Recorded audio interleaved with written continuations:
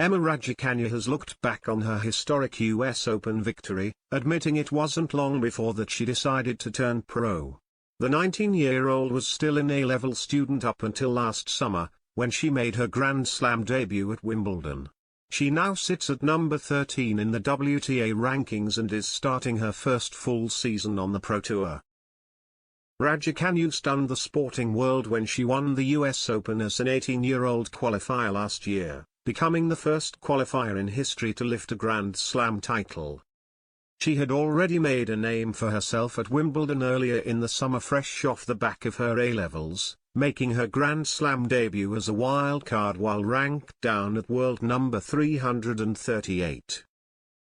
The current world number 13 made it all the way to the second week without dropping a set, becoming a household name in her home country and stealing headlines away from England's Euro 2020 squad in their run to the final.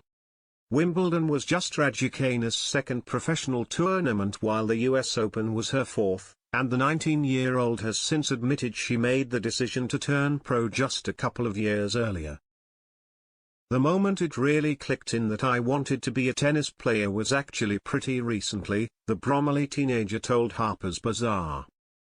I mean, I kept my education up all the way until finishing my A-levels, so maybe mid-GCSEs I was like, okay, I'm not going to go to college, I'm going to try and be a professional tennis player, see how it works, and I always had my education to fall back on. Raducanu only found out her A-level results between her showings at Wimbledon and the US Open, achieving an A in maths and an A in economics. While she is still very early on in her career and only just starting her first full season as a pro, the 19-year-old has already achieved something life-changing in winning the US Open. Speaking about her historic achievement from September, Raducanu said, "The career moment that probably changed my life was probably winning the US Open. On that match point, I mean, it was the best moment of my career so far. But since then I've had a lot of new things that have been exciting, and yeah, that's probably the moment. The most surreal moment has probably been once I landed the ace, because it was just the second of I have no idea what happened, what I was doing, where I was. And yeah, I think that sense of unknown was pretty surreal." Since her unprecedented victory in New York, the world number 13 has won 3 of her 9 matches as she currently struggles with injuries. To end her breakthrough 2021 season, Raducanu made it to the quarter-finals of the Transylvania Open but crashed out in the first round in both Indian Wells and Linz.